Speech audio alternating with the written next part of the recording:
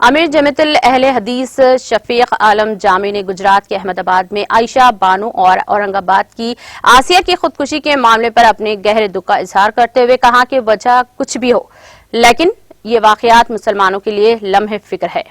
انہوں نے کہا کہ اسلام نے عورت کو سربلندی عطا کی ہے لیکن ہوس کے پجاریوں نے جہیز اور دیگر معاملات میں خواتین پر ظلم و زیادتی کرتے ہیں۔ اسلامی تعلیمات سے عدم واقفیت کے نتیجے میں اس طرح کے واقعات رونما ہوتے ہیں۔ میڈیا سے بات کرتے ہوئے انہوں نے ان خیالات کا اظہار کیا۔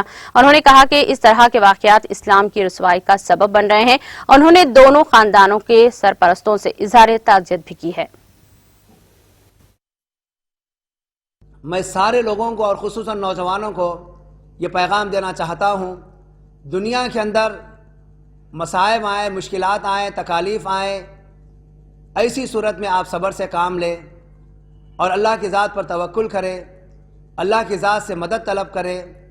یقیناً اللہ رب العالمین پکار کو سننے والا ہے، مدد کرنے والا ہے، لیکن ہم آگے بڑھ کر کوئی ایسا کام نہ کریں جس کی شریعت ہمیں اجازت نہیں دیتی ہے، جو شرعی طور پر حرام کام ہے۔ یہاں پر مجبوری کے ساتھ کئی لڑکیاں اور کئی لڑکے زندگی سے بیزار ہو کر اپنے آپ کو موت کے آغوش میں لے جاتے ہیں، یعنی خودکشی کر لیتے ہیں۔ یہ شرعی طور پر حرام ہے۔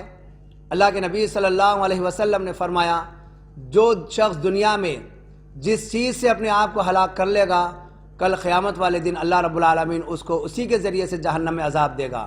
اور یہاں تک کہ آپ نے فرمایا خالدا مخلدا فیہا ابدا، کہ خودکشی کرنے والا ہمیشہ جہنم میں رہے گا۔ تو یہ بہت بری چیز ہے، اپنے آپ کو سنبھالنا ہے۔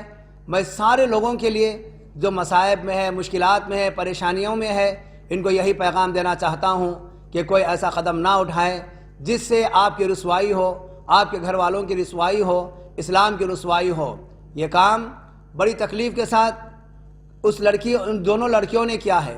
یقیناً ان کے ماں باپ کو بھی غم ہے، ہم بھی ان کے غم میں برابر کے شریک ہیں، لیکن اب دنیا کے اندر جو ایسے مسائل میں مبتلا ہیں وہ ایسی حرکت نہ کریں۔ اللہ رب العالمین ہم تمام کو اسلامی اصولوں پر چلنے کی توفیق عطا فرما اور اس قسم کے سارے غلط چیزوں سے اللہ محفوظ فرما۔ ہمارے مردوں کو، نوجوانوں کو عقل سلیم عطا فرما کہ وہ عورتوں کے ساتھ حسن سلوک کریں، درندگی کے ساتھ زندگی گزارنے سے اللہ ان کو محفوظ فرما۔